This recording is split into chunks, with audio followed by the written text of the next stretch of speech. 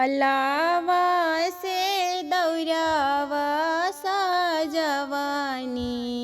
उठी भोरे भिनुसार उठी भोरे भिनुसार फलावा से कलशुपे साजवानी उठी भोरे भिनुसार उठी भोरे भिनुसार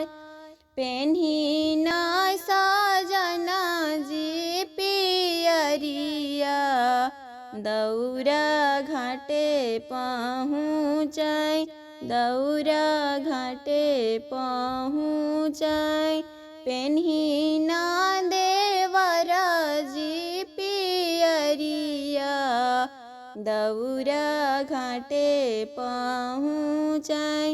कलशुपे घाटे पहुँचाई छठी मैया देली गोदी बालकवा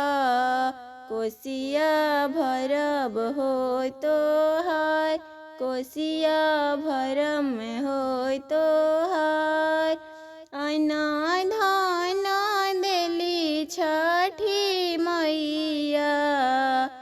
सुखवा दिहली हजार सुखवा दिहली हजार।